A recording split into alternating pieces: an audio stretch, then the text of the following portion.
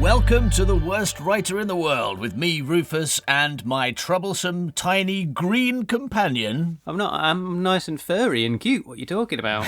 You used to be, but then I went giving you chicken legs after midnight, and now you're a monster. Yes. So thank you to the British Comedy Guide for hosting this show. Thanks to all of our lovely patrons on Patreon for supporting this show, and thanks to you for listening to this show with your ears. Your scaly big ears that used to be cute and furry until we put chicken in them. All right, so what we're doing this week is a bit of a mystery. I'm sure you haven't been able to guess from not only all the hints, but the title of the show. Yeah. But you may remember a few months ago, we did Rufus and Howard Retell Snowpiercer, where we went through and talked about and analysed and occasionally mocked, but pulled apart so that we could better understand the plot of the movie Snowpiercer. Yes. And now we're going to do the same thing with the 80s movie Gremlins. And I suspect we're going to learn a lot more because it's a classic, right? I mean, it's got to be.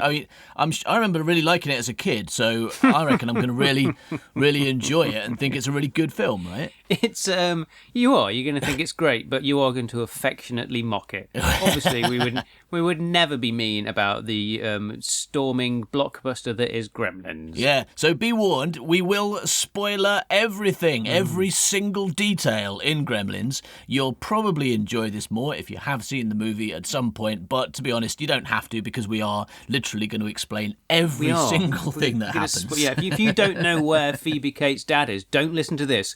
Go and watch the movie Find first. out. Go and find out, yes.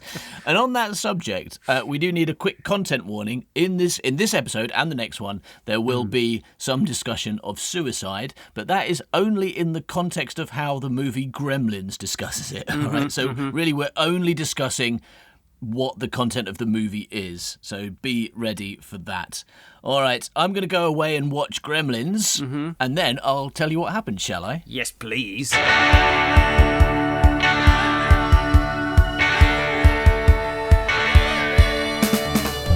Chris Columbus dreamt of being a writer, so he sat and wrote way past midnight.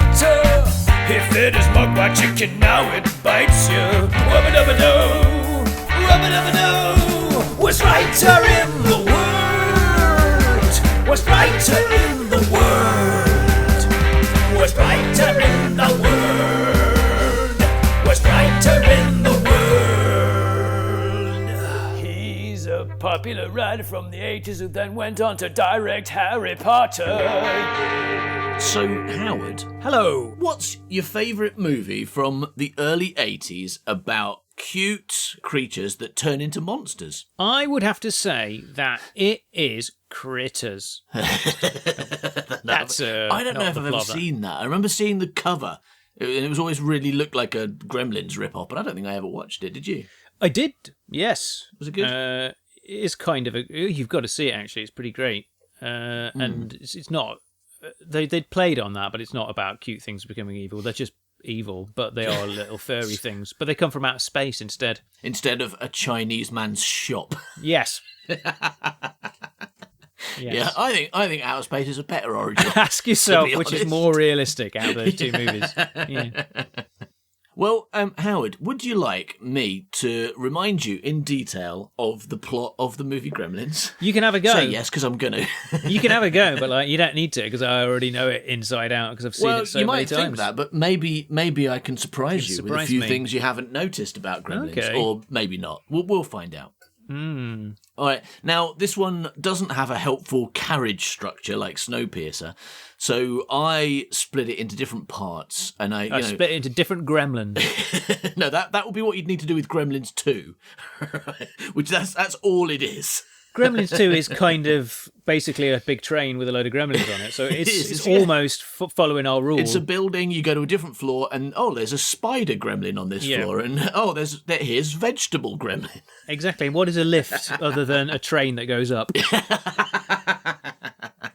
Yeah, what is a lift other than a one-carriage train that goes up and also down sometimes, yeah. Yeah. But we're not here to talk about the meta Gremlins 2. We're here to talk although about... we might mention it, but yeah, that's not the main thrust of the show. No, we're going to talk about Gremlins. And instead of carriages, I basically split this into parts and gave them story structure-esque names. Although, I should warn you, I did draw on several different types, like theories about story structure, and it doesn't hold up to close inspection. The titles are more jokes than actual story stages, everybody, in case you know this stuff. So part 1, the inciting incident. Right, this one is quite accurate, because it is. All right, so the movie begins and it appears to be about a middle-aged inventor. All right, because it opens with his voiceover, and the first 5 minutes are entirely about him, but then he plays no part in the movie after he buys the Mogwai. Like, you could literally replace him with like a block of cheese, and it would make no difference to the film. He is utterly pointless. In fact, he's so pointless to this movie that they have to keep sending him on business trips to get rid of him. Yeah. Because otherwise they'd have to explain why he's not in any of the scenes, because he's fucking pointless. I can't help but feel that, like, in the first draft it was all about him, and then someone was like, he's a bit old for a kid's movie. Why don't we make it about an entirely younger man, but still a man in a children's movie who works in a bank? That seems like a great character for children to get on board with. Well, I'll tell you what, Howard, I've got a bit of a surprise for you later on, because I've read the first draft of Gremlins. Oh, fuck, have you? To prepare for this. And you'll be surprised to learn that both of the things you just said are not true. He is still in the opening of the film, and the film is still about a 26-year-old man who works in a bank. Those two characters are still there. They knew what kids liked back. Roles. They knew what kids liked in the 80s. 26-year-old bank men. I can really relate to this guy as a 13-year-old. Yeah. Well, and just in case you can't hear, he's got a 13-year-old friend for some reason. Yes. He hangs around with a 13-year-old. We're all at home thinking, he's trying to get you those 13-year-olds to go like, maybe I should start hanging out with a 26-year-old man. Yeah, no, come on, don't. Come on, Chris Columbus, we've seen straight through your ploy here. So back to the middle-aged man. Yeah. So anyway, he introduces himself in the voiceover. He's like, the name's Peltzer, Ram Peltzer. It's called Ram. Well, I listened to it, and he definitely was saying Ram. All right. So I had to look it up on IMDb, and apparently it's Rand, like R-A-N-D. Okay. But as far as I'm concerned, neither of those are names. No. Right. One's a currency in South Africa, but, and the other one is a sheep. Yes. Yeah, so I'm going to call him Dad Peltzer. Yes, right? good. Because that's his role, right? Anyway, so he's out looking for a Christmas present for his kid. And he's already, before the movie begins, he's already been to all the shops in the whole world, right? Yeah. Except for one. There's only one shop left, and that is a spooky Chinese basement shop that sells spooky Chinese ornaments and dangerous animals. Well, he knows what his son likes, doesn't he? I mean, his crazy son and his bank clerk son. Yeah. His bank clerk, 12-year-old befriending son likes two things, Chinese ornaments and dangerous animals. Anyway, so he goes into this spooky Chinese shop, right? He follows a kid, to be honest, down the staircase. It's a bit weird. Yeah, I mean, it's all about old men following kids around, but yeah. That is a theme in this movie. Yes. Yeah. So he follows a kid into this spooky Chinese shop, and in the spooky Chinese shop, he finds a spooky Chinese stereotype smoking a pipe. Right, straight in there.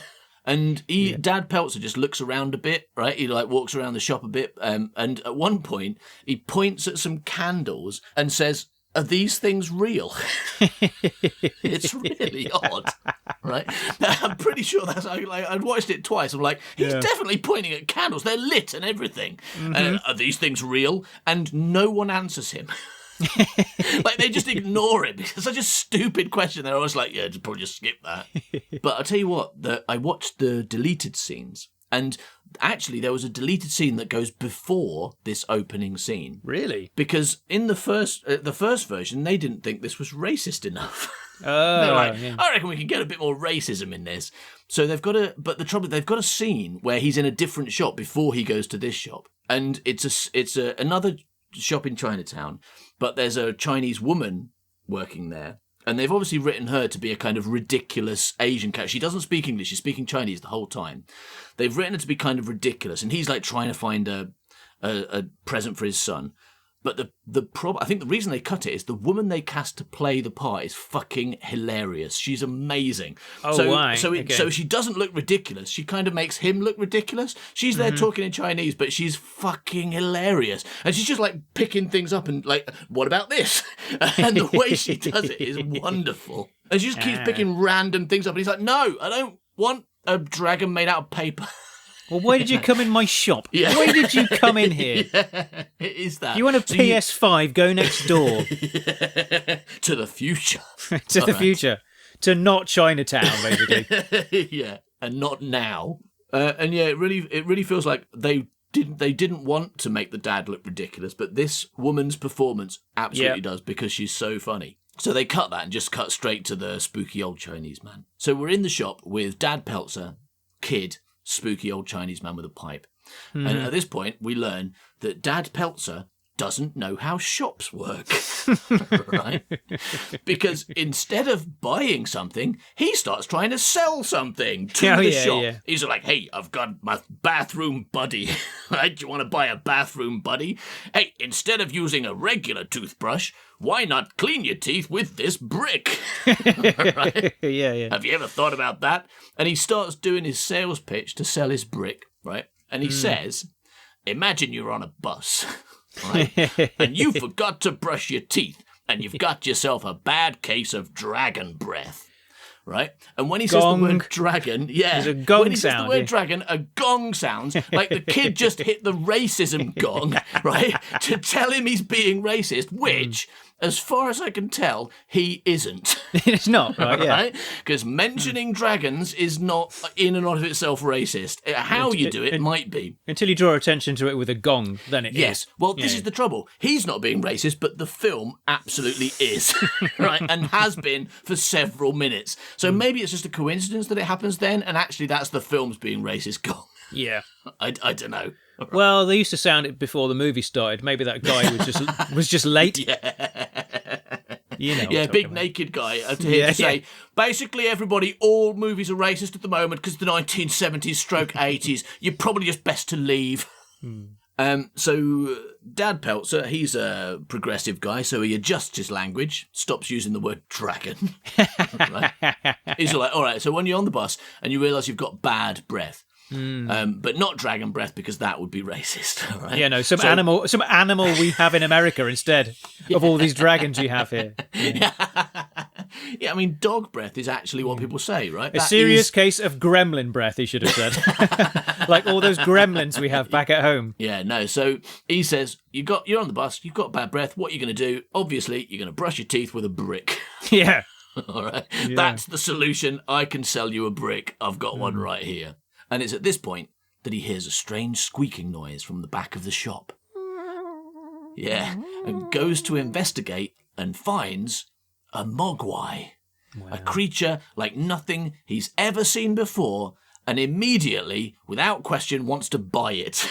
Yeah. He's like, brilliant, I want to buy this. He doesn't ask if it's dangerous or how to look after it or what it eats. He doesn't even ask how much it costs, right? Yeah. Again, proving for a second time that he doesn't know how shops work. He just says, I'll give you $100 for it. Who goes into a shop and says, this, I'll give you an amount I've decided for it, rather than asking, it might have been $5, that thing. He doesn't ask. So then Dad Peltzer says that this mogwai is exactly what he's been looking for. Which is weird because 3 seconds ago he didn't know it existed. So like, he's been having a really weird day. Yeah. Like, with no idea what he's looking like. Have you got any animals that no one knows exist? Preferably like super high maintenance, capable of murdering everyone in a small town. Have you got no? Okay, I'll try the next Chinese shop then. But it sounds like he does know what he's looking for, but they cut that scene and that's why it makes no sense. But he was in that shop and she kept showing him all these different things and he was like, no, that's not a mogwai. No, that's not a mogwai. That's not a mogwai. No, that's not going to kill my town. Yeah. I could probably get that wet with no adverse results. Yeah, no, I was thinking about this. Like, the mogwai, as a gift, is basically the same as buying someone a lion cub. right? But someone who doesn't know what a lion is and not explaining any of the things that lions do. Just going, here, look, it's a really small, cute lion cub. Isn't it nice? There you go. It's yours now. Bye, bye. Yeah. Have it in your house. Bye. And then, not long afterwards, you're like, I've got an adult lion in my house and it's eating my family. Why did no one warn me about this? So Dad Peltzer's like, I want to buy this. I'll give you $100 for it. And Spooky Chinese Man says the Mogwai is not for sale. And also says, with great Mogwai comes great responsibility. Almost word for word, he actually says that, right? But then, foolishly, he walks into another room. He's like, no, definitely not. Great responsibility. Bye, everybody. I'm leaving now. Bye. Milk. Yeah. Leaving Dad Peltzer, the kid, and the Mogwai in the other room. And the kid's like, I'll meet you outside for some reason. I don't know why, because they are alone at this point. I'll meet you outside. Right? Yeah. I'll meet you outside. Just wait outside for 5 minutes until my dad's still not in this room or whatever. I don't know. So the kid sells Dad Peltzer the Mogwai because otherwise there wouldn't be a film, you know. And then this is another bit that I found really weird because obviously this is the moment that we learn the rules. Yes. The 3 rules that the whole film is predicated upon. But this happens in voiceover. Yeah. Like they forgot to film this bit. Right? It's like they had to do it afterwards. Like they went, oh, we forgot to film the most important scene in the film, so we'd better stick a voiceover on. Well, I mean, it happens again 5 minutes later when he explains it to his son. So maybe they hadn't done it, and then they thought that was enough, and then they were like, maybe we should really kind of like hammer home these rules that aren't true. Yeah, maybe it's like a test screening thing. Yeah. Like they did a test screening, and the audience were like, I wasn't so sure about the rules. They're like, I better repeat that then. Why did the Gremlins turn evil when they ate that chicken? We need to say it as often as possible. Don't give them chicken. All right, so the rules, as I'm sure we all know. Number 1, keep him out of the light. He hates bright light, especially sunlight. It'll kill him.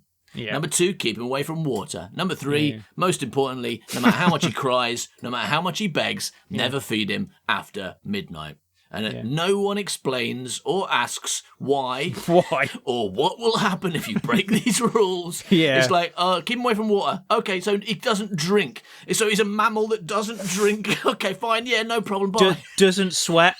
Yeah. And apparently, no matter how much he cries, which he's not going to do, he can't, because if he did do, he'd start having babies.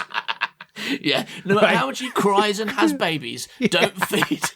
No matter how many babies he has out of his eyes, right? No matter how many eye babies he has, don't feed him. Don't let him eat them. Don't let him eat his babies coming out of his eyes.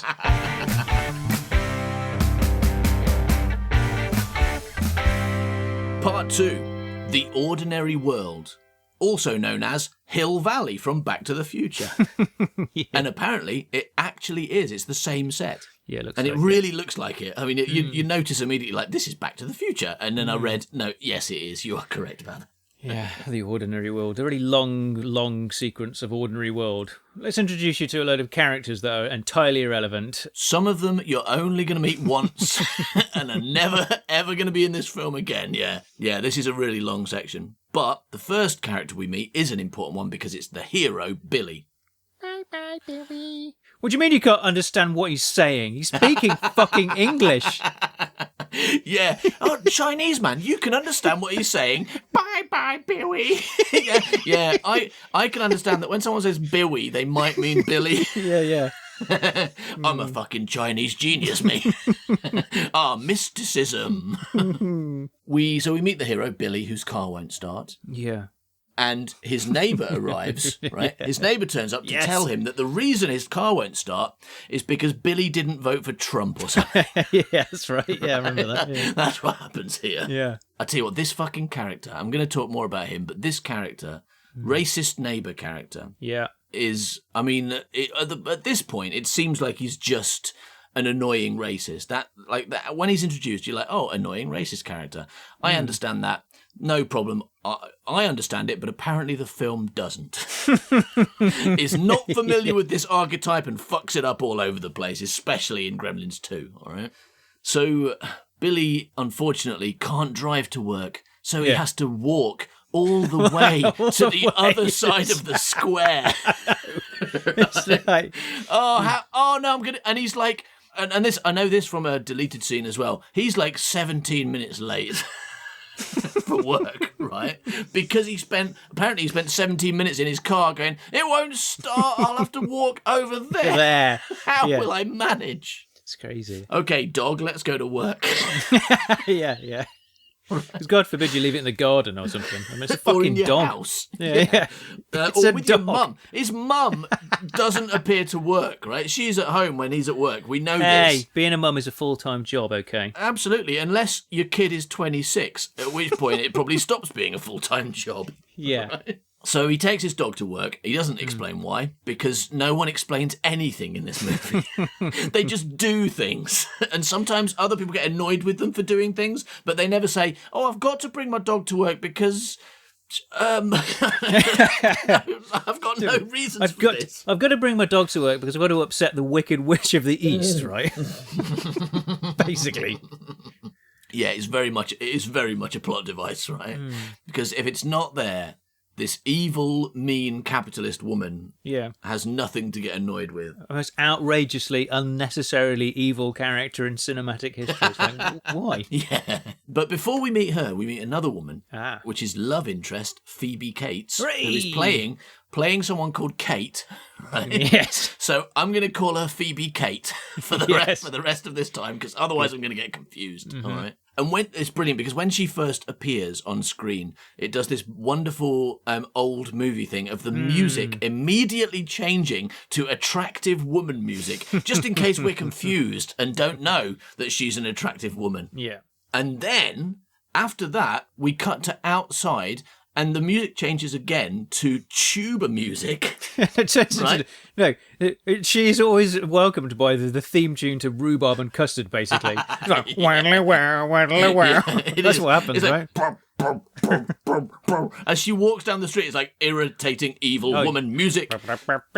Oh, yeah, that's right. Yeah, there's the tuba and Yeah. the weird over thing. Yes, absolutely. And she's walking down the street carrying the severed head of a snowman. Because that makes her look like she's just murdered a snowman as well. Yep. All right.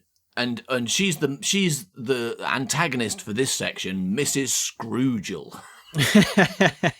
Mrs. Scroogel, evil woman. She walks in, pushes her way to the front of the queue, and tells Billy that she wants to murder his dog. I tell you what, you've told me about the whole save the cat thing, right? Mm-hmm. Can you tell people who might not know, because not everyone's going to know this. What is Save the Cat? Save the Cat is a film structure devised by a guy called Blake Snyder, who goes, just like lots of movie structures, he just tells you a load of stuff that's like partially true, and It's like a shorthand hero thing, and it literally And- happens in Superman, right? In the Christopher Reeve Superman. yes, and saving a cat can be taken literally, but it's to show that your hero character is good by them doing something good within the first like 5 or 10 minutes. Even Really if they're like a quickly, bad yeah. guy, you want them to do something good, so then the audience can get on board with them. And I feel like this is the opposite of that, because in order to know that this character is not good, she murders a dog. Right? Which is the opposite of saving a cat. Or she doesn't, because it's a kid's film. Yeah. But she wants to. And she tells him not only does she want to murder it, she wants to torture it. She wants to kill it slowly and painfully for Christmas. Yes, because she's accusing it of breaking her snowman. Yeah, right. Yeah. She does have a reason. She's not just come in and said, I want to murder your dog. Yeah. They've given it a little bit more. Yeah, your dog hurt my snowman, and so I want to murder it. But she has no proof, right? It's not necessarily She true. doesn't, but the way Billy reacts seems like it's true. Oh, okay. He doesn't, because otherwise he would definitely say, no, it didn't, right? But it's, Yeah. the way he reacts is like, yeah, I was in a rush. I was late I think he even says I was late for work. I'm really sorry. He does seem to confirm that it did happen. And did it happen that morning in the 1 second trip from his front door to the bank? Yeah, I think so.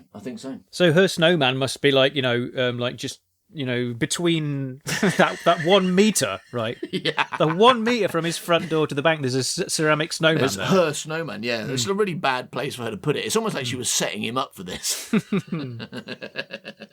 At this point, probably everything would be fine, except that unfortunately, Billy's dog speaks English.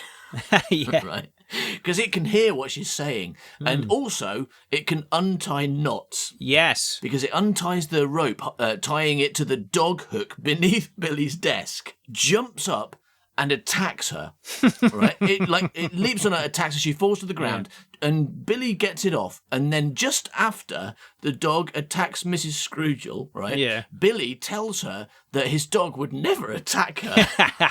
My dog would never hurt you. It's just like, she doesn't, for some reason, she doesn't say, it literally just did.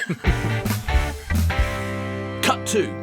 Billy in a bar getting bullied by Judge Reinhold.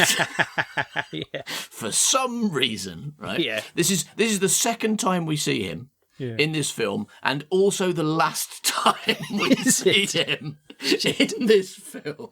Does he not get attacked by a gremlin later or anything? No, Wow. he doesn't. And again, I'm going to tell you something about deleted scenes about him. But no, he is in 2 scenes of this film, and he's presented again. He's a real archetype character because he's he's the love rival, isn't he? Yeah. And he's the work rival, and he's the guy who's like, I'm gonna get promoted, and you're gonna be a rubbish guy forever. Yeah, at the same shit bank in the middle of nowhere. Yes, it did so much better than Billy. But then, there are so many loose ends in this movie where something just brought in and then they go, oh, I forgot about that.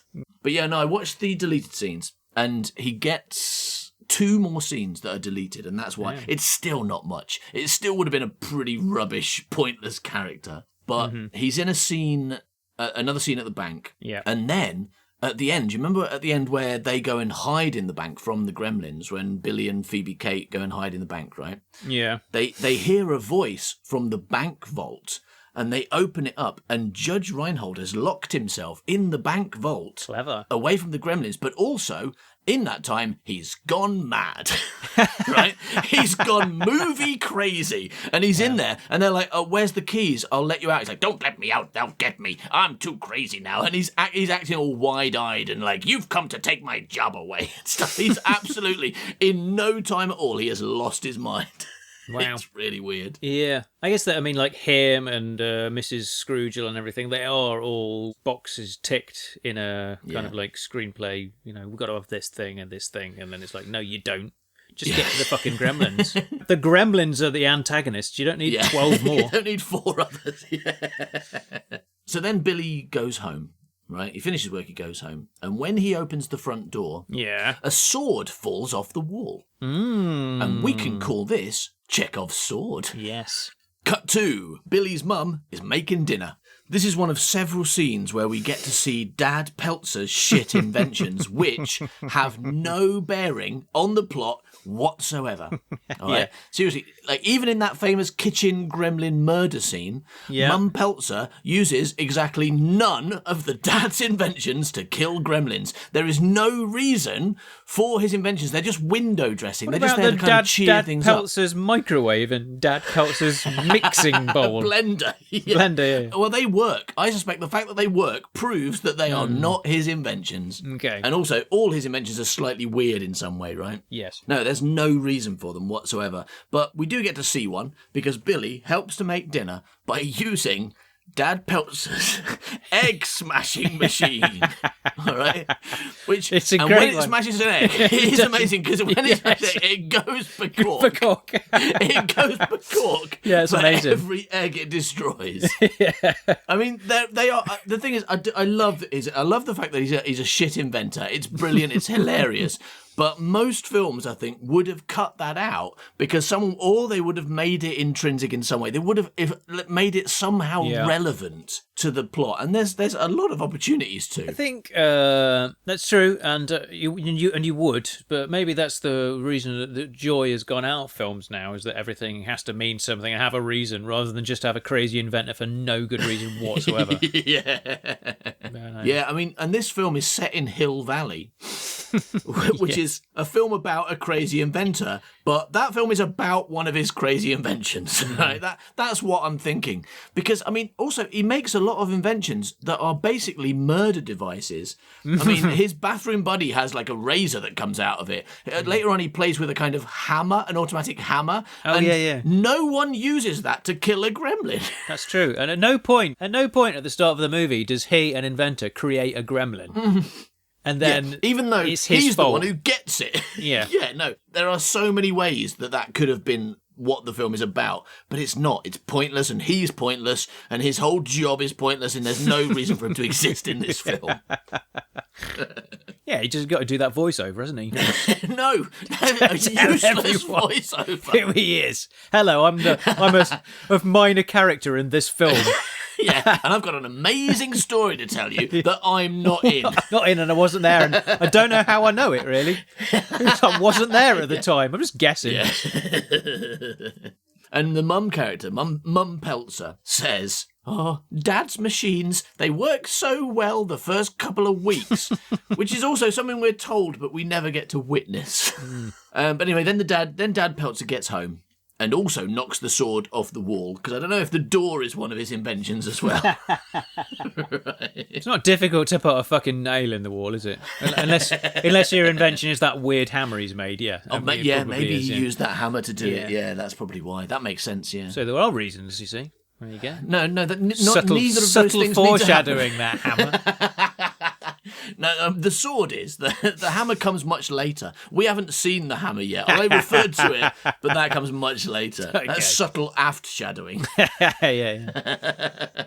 Yeah, so anyway, he says to his son, I got you a present. And he gives him a box, and Billy immediately shakes the box. Gizmo dies, the end. Right? He's like, what's in it? Like, when someone gives you a present that's in a box, don't shake it. I mean, okay, it's unlikely to be an animal, but it might be like a china teapot or something. Yeah. Like, shake the box. Yeah, but give him a break. He's a 13-year-old boy, isn't he, Billy? He's not a 26-year-old bank teller. When he gets a present, yes. he shakes it. In most important ways, in all ways except having a job, he is a child. Yes. No. Gizmo doesn't actually die. Dad gives him a box and says, "Here you go, Billy. I got you a monster for Christmas." Right? Give it some chicken. Yeah. Give me some Thanks, chicken. Dad. I always wanted a monster. Will it reproduce at an alarming rate and try to murder everyone in the whole town?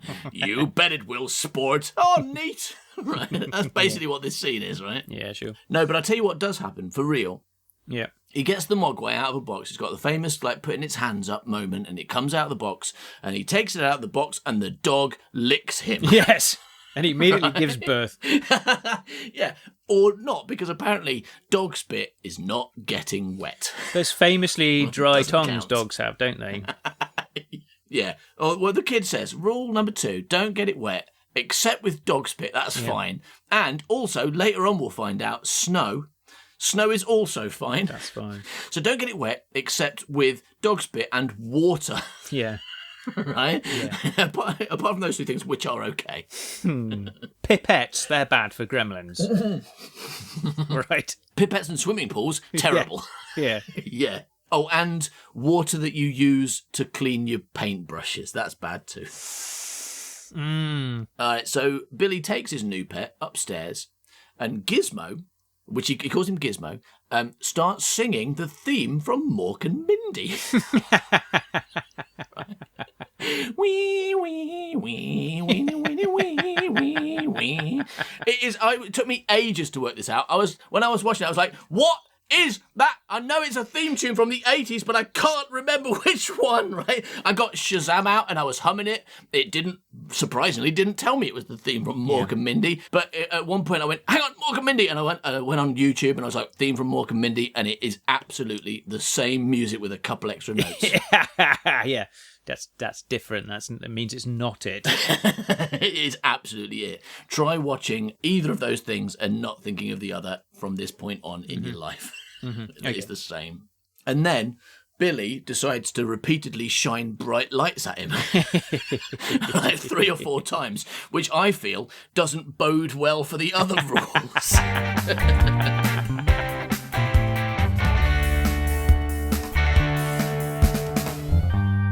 Part 3, rising tension. Ooh. So next scene is it's the next morning. Right. And we get to see Dad Peltzer's pointless inventions again while Billy makes breakfast. But here's the thing, right? Because everyone's always telling us that they're rubbish and don't work, right? Mm-hmm. But when Billy puts 1 orange in the juicer that his dad makes, the juicer spits out about 2 or 3 litres of juice at him, which is both impressive and impossible. Yeah. So maybe give the guy a break because he's made a juicer that can multiply juice. I mean, have you ever juiced an actual orange in a juicer? You get a dribble out of one. It's not much, right? I've actually got the Peltzer juicer downstairs, so good. That's how I live now. I just put 1 orange in 3 years ago, and I'm selling cartons of the stuff outside my house. It's great. It's messy, but it's worth it. Yeah, because they can't have eggs for breakfast because we did eggs in the previous scene, right? They can't have eggs for breakfast because they're all broken with their shells all floating around. It's pretty the orange squeezer doesn't do a chicken sound effect as well, really, isn't it? At all. His bathroom buddy at the beginning. It's just like, do you want to see my bathroom buddy? That's a toothbrush. That's a razor. Yeah, do you want some toothpaste? Yeah, anyway, so then a tree comes to visit. Yeah, that's right, yeah. Oh no, hang on, it's Corey Feldman, who has a job delivering Christmas trees while dressed as a tree, right? Anyway, so then Billy, and although I've been joking about him being a child, let's not forget that Billy is a man with a job in a bank, takes 12-year-old Corey Feldman up to his bedroom, and Billy immediately takes his shirt off.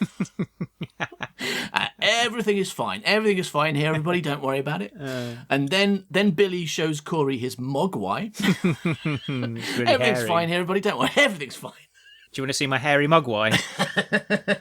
Yes, please, Billy. Now, I've been calling Billy 26 because that's what it says he is in the first draft of the script. Right? Okay. But I did, out of interest, I checked the ages of the actors when they made this movie, and Corey Feldman does appear to have been about 12. Mm-hmm. And Zach, whatever his name is, Zac Efron. Gaffigan? Gaffigan, yeah, whatever, was, I think, 20 or 21.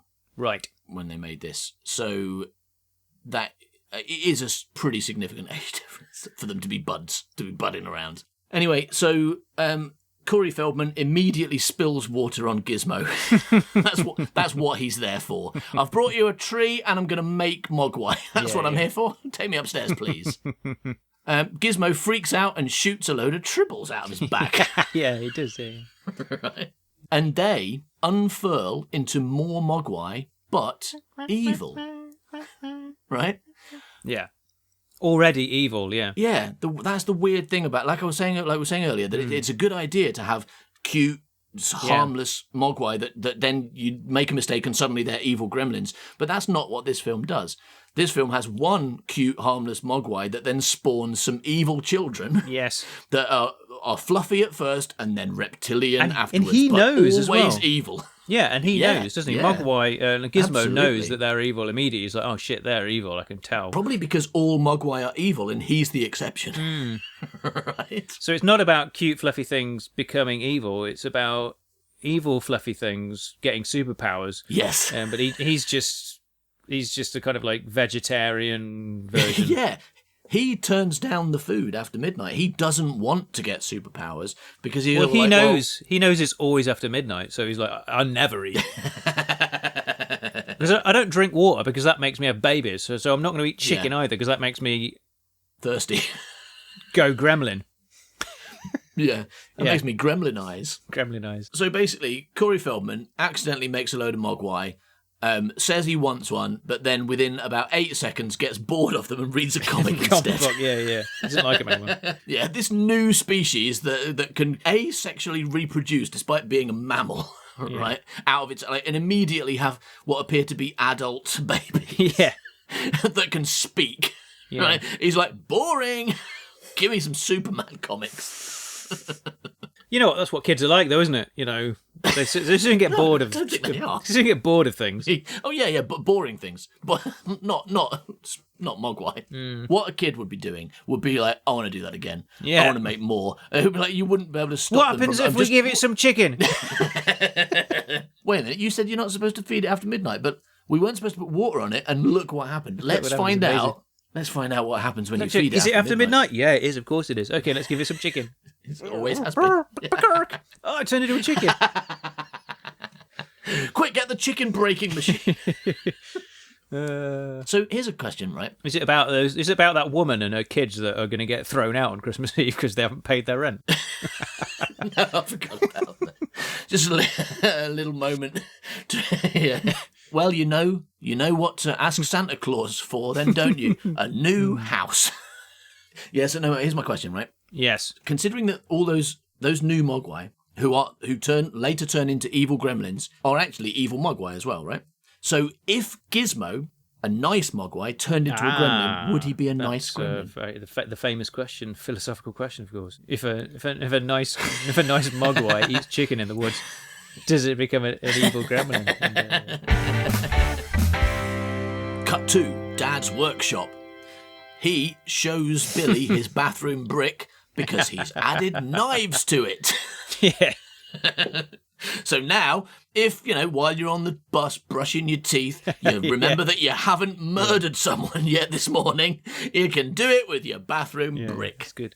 But Billy's like, no, I've got something more important to talk to you about, more important than bathroom bricks and murder. Look at my new Mogwai. And he takes him, shows all the new Mogwai, and Dad says, we can make a lot of money out of this. Yeah, exactly. That's his thought. Yeah. Cut to, everyone's asleep. Billy wakes up and senses something's wrong. He can just feel it in his bones.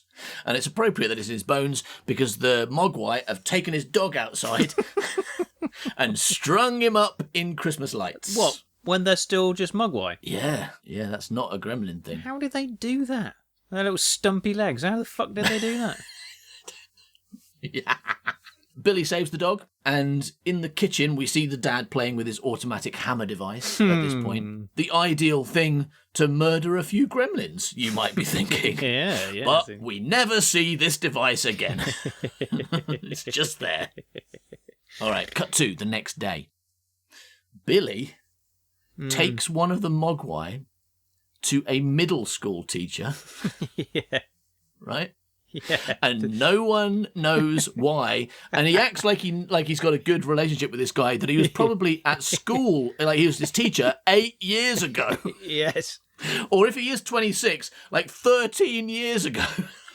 Right? But he's still on very good terms with this guy, and he just turns up at the school regularly. I think this guy's the guy that supplied him with Corey Feldman, to be honest. I think he's the pimp. Here's the thing. I'm going to tell you something about the first draft here, because the first draft, this does make sense. Firstly, the character Pete, who is Corey Feldman, is 16 in the first draft. He's 16, not 12. All right. And secondly, it's kind of his idea to take it to the science teacher, because it's a small town. There's Billy's no one. brother, of course. That makes perfect sense. It's still that he's got a weird that they're younger friends. brother. Oh, they're friends. Okay. Right. Unfortunately, they are still friends. That bit's still weird, but the science teacher bit makes more sense, because essentially they're like, we need someone, an expert, but we live in a small town. There's no scientists here. The closest we've got is a science teacher, and Pete is at school, so he takes Billy and introduces him to the science teacher. He's like, this is my friend Billy. Billy, this is my science teacher. And then after that, it goes back to the stupid, the same way it is here, which is stupid. Yeah. But at least the reason he goes there exists. Sure. Anyway, so Billy shows the science teacher how they reproduce by doing it again. Yeah.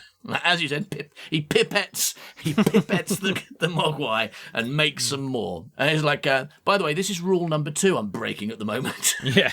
I was told not to do this, but also I'm not going to tell you about rule number 3.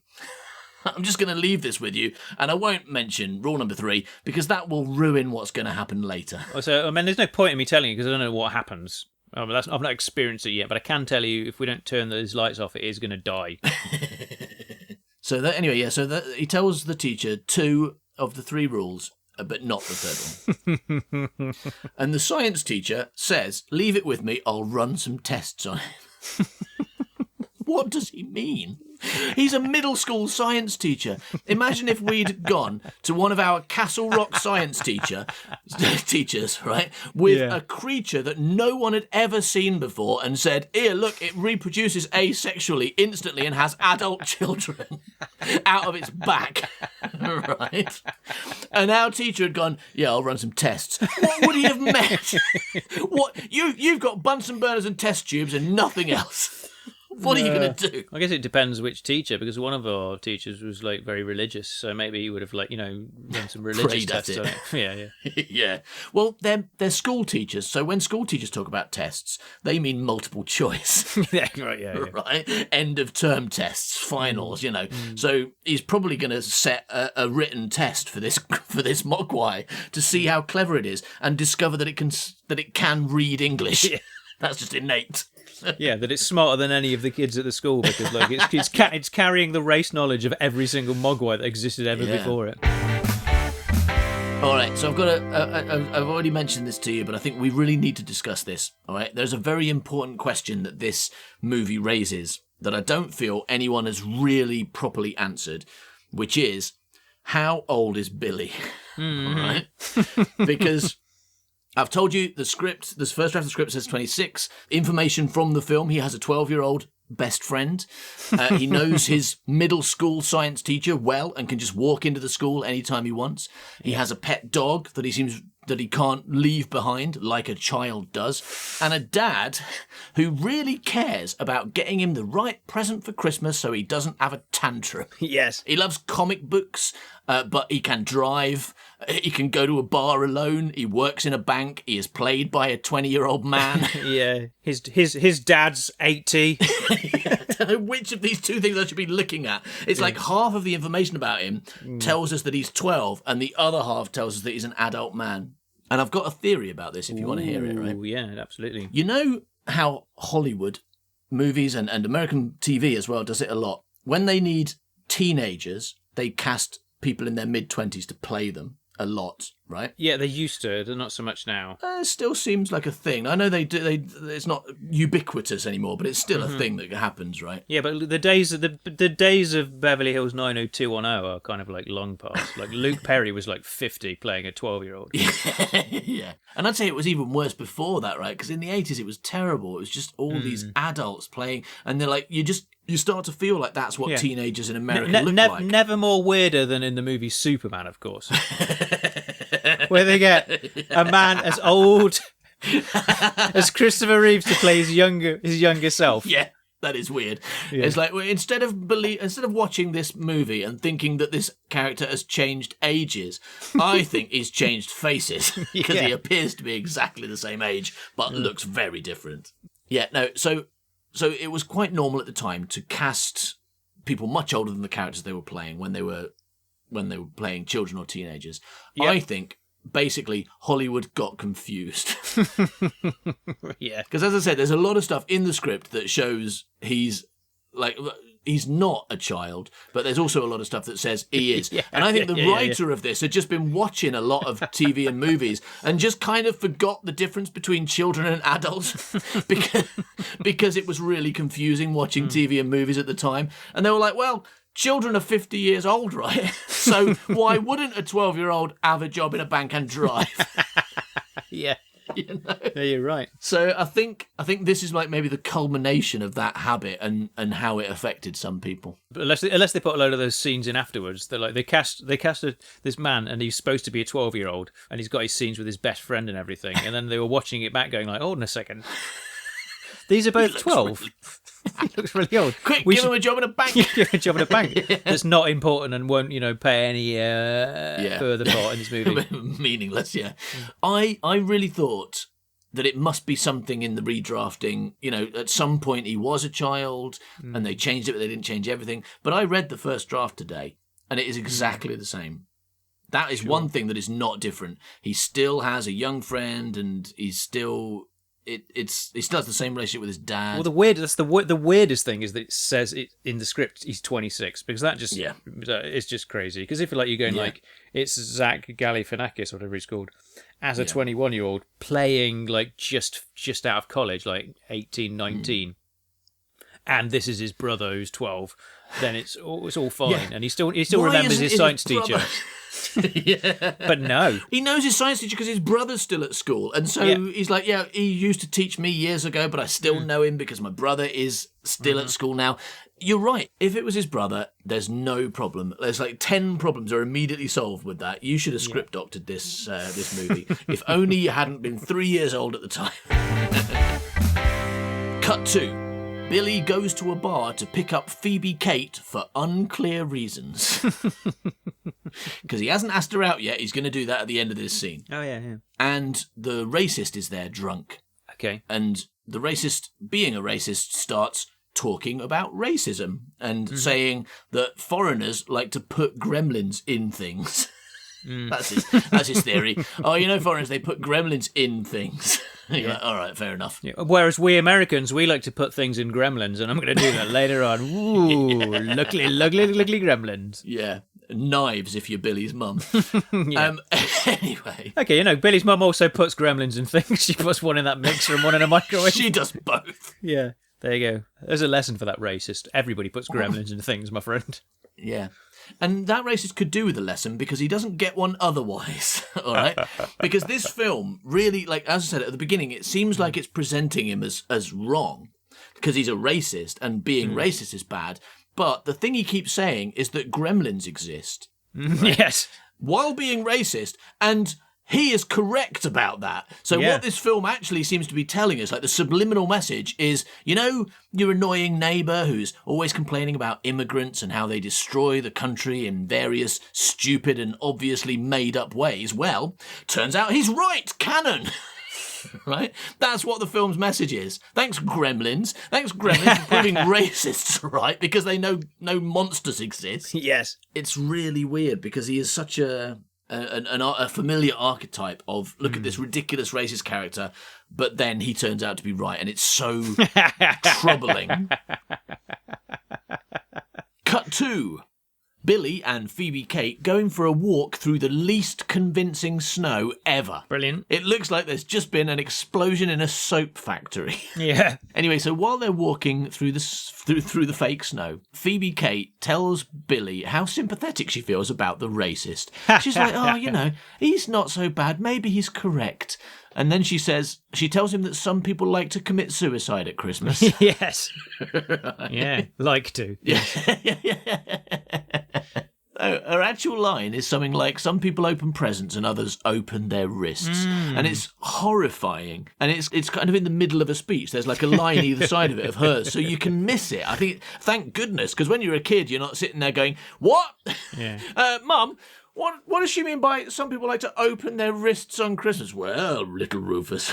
That's my mum's voice. Well, little Rufus, I'll tell you. It's where I keep my presents, my wrist. Do you want to open my wrist? Yes. Because if you watch a TV version, that might not be in there because they did used to quite edit the television version, so maybe they got rid of that line because I don't remember that line. It's really easy to miss. I was paying, like when I watched Gremlins this time, I was paying really close attention to do this, and in the same way that when I watched Snowpiercer, I was like, the third time. Soap flake piercer, I think you'll find it's called. Sorry, when I watched Soappiercer, I noticed things that I hadn't really paid attention to. But it's those things where they just like throw it in a small line in the middle of a longer speech, and you're not really paying attention to everything that characters say. You kind of pay attention to their kind of attitude. She's unhappy and she's talking about how she hates Christmas, so you just kind of let it, like the details, you let it slide. He clearly does. He's not like, you all right, Phoebe Cates? Do you need to talk? Do you want to talk about this? No, in a few minutes he's like, do you want to go out on a date? Yeah, this is a cry for help from Phoebe Cates. She's saying, I'm going to kill myself this Christmas. And he's like, do you want to go on a date? Do you want to go on a date before you do? Yeah. Little last meal. Oh, God. No. No, I'll tell you what Billy says. Yeah, go on. I'll tell you what Billy says. After she says that she hates Christmas, he says, are you a Hindu? Yeah. That's his line. Are you a Hindu or something? Yeah. And Phoebe Kate, she says, say you hate Thanksgiving or Washington's birthday, and nobody cares. But say you hate Christmas and everybody makes you feel like you're a wet nurse. Right. Now, Phoebe Kate does mumble a lot of her lines, and I listened to that line like maybe 10 times. 10 times. And I'm pretty sure she's not saying Seems a bit wet nurse, low. I think but you could have don't- listened to it a few more. If she's not saying wet nurse, I have no idea what she is saying. Everybody makes you feel like you're a wet nurse. No, that's what she means. She means that like people keep like, getting their babies out and like attaching them to her. Deal with this, would you? Could you provide milk for my baby? No, I was just saying I hate Christmas. These two things are not related, for goodness sake.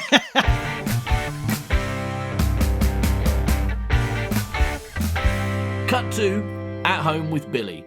So all those new Mogwai that came out of Gizmo's back, he's put them in a box and they're all doing jumping.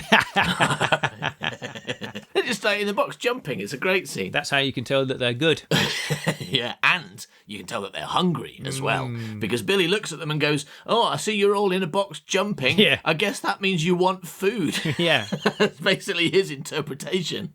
Like, in his house, I guess, like, well, the way he was raised, he doesn't go down to his mum and say, "Mum, I'm hungry." He goes, "Jump, Mum." He gets in a box and jumps. Yeah, I forgot about the... Yeah, he's very got his important. own... He's got a man box. They had to keep going bigger and bigger boxes over the years. Now it's massive. What's the dad called again? Dad Peltzer. Dad Peltzer. Dad Peltzer. Billy's jumping in his box again. Give him some chicken legs. Here, check time though. Make sure it's not after midnight.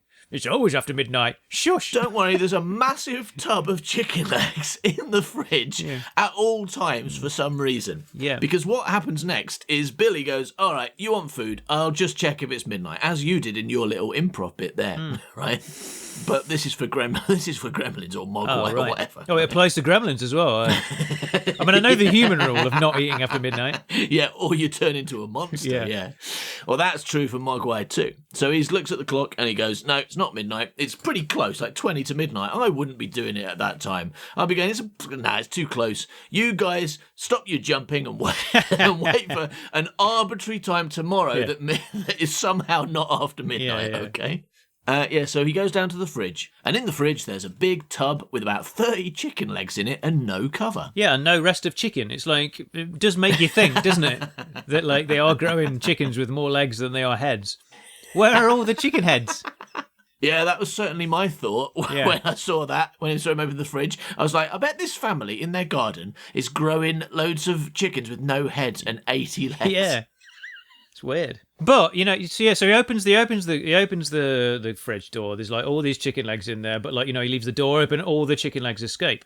How? Because it's Christmas after all. Yeah. No, only 10 of them escape. Okay. Because the filmmakers were like, I don't think we can think of enough fates for more than 10 chicken legs.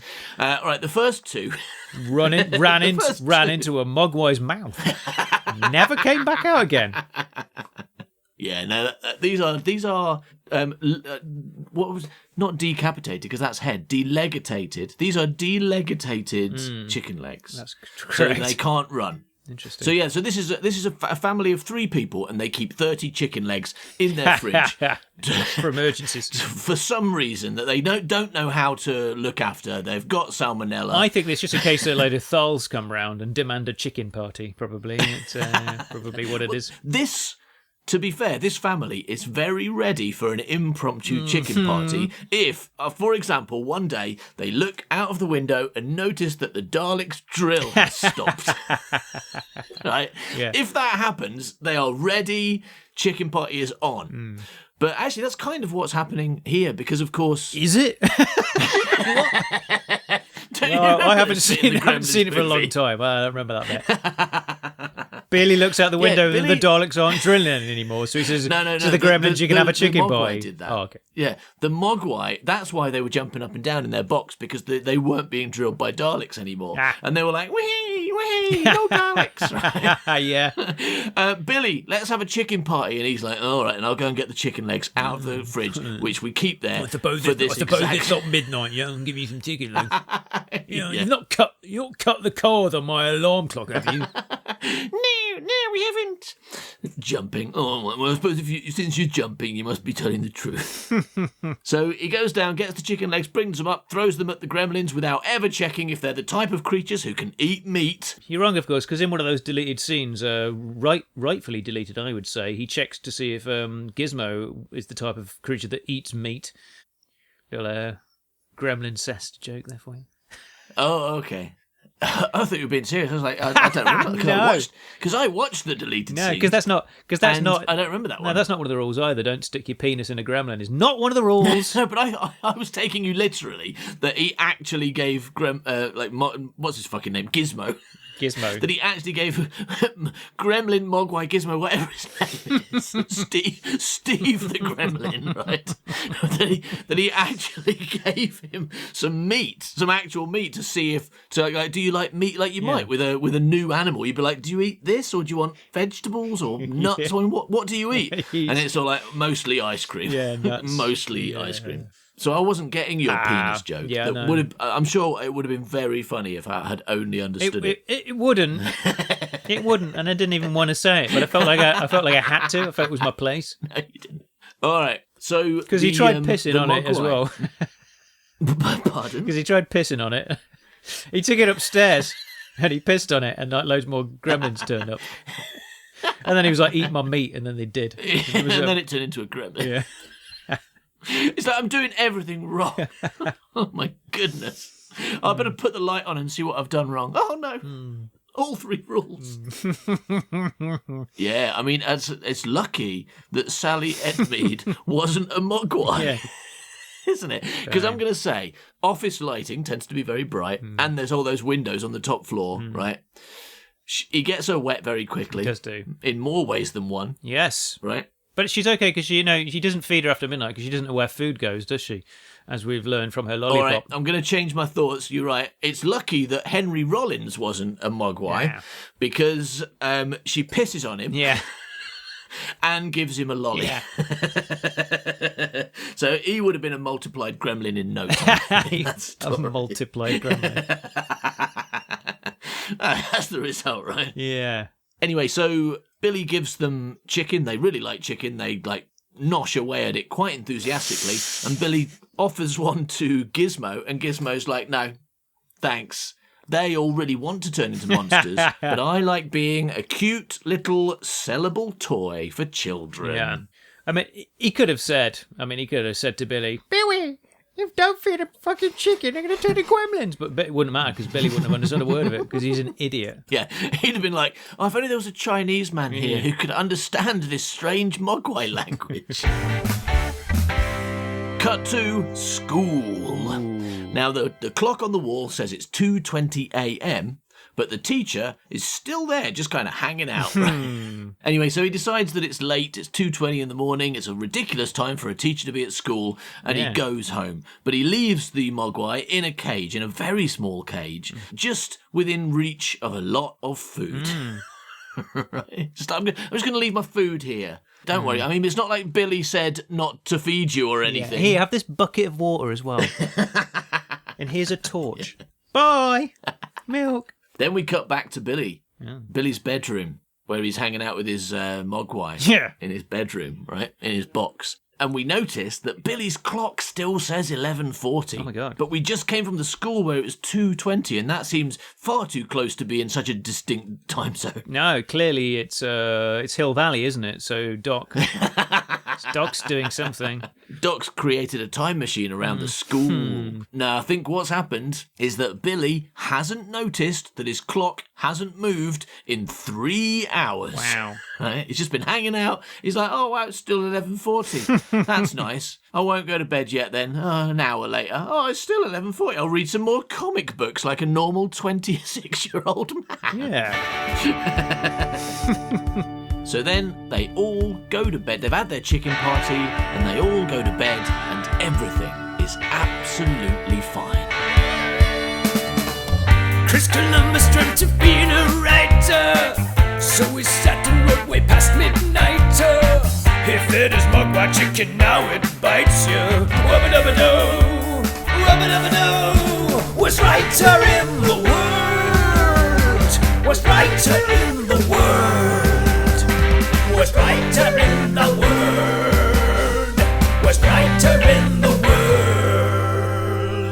Thank you for listening to this episode of The Worst Writer in the World. Now, you may notice we haven't actually finished discussing the plot of Gremlins because it's taking twice as long as the movie itself because there's a lot to talk about. So next week, will be part 2 and final of this Gremlins extravaganza. Wow. After which, and here's a little bit of something to look forward to for you, Howard. After which, I've got a writing challenge for you, which I'll tell you all about at the end of next week's episode, because remember, you're only allowed a week to do it. So Okay. I'm not telling you now, all right? If you would like more stuff by us, then you can join our secret gang on Patreon for as little as $2 a month. Bargain. And at the moment, we are recording the book that we've just finished writing called The Complete History and Fistory of Underspace on live stream, so people can watch us record the audiobook and potential future podcast. That's pretty exciting, isn't it? Twice weekly, you could be tuning into that. Yes, yeah. For as little as $2. Yeah. Absolutely. No, that's available to the whole gang. You're right. You look a bit nervous, but that is true. No, It because is I was just available thinking to about everyone. Patreon's exchange rate: $2 or £2.76. Something like that. I think they're confused about which is stronger, Which the way dollar or round? the pound. But I mean, Well, check it out. Go to patreon.com/manbycow and you'll be able to see in your own currency exactly how much it will cost before you decide. And all you need to do is sign up for $2 or whatever the equivalent is for just 1 month and get loads of stuff and a good experience. And then if you decide you hate us, you can leave. But I don't think you will, because it's great there. Thanks for listening, everybody. Bye-bye, milk. bye milk before midnight. He's a stupid, suck-ass, rubbish writer. Yeah.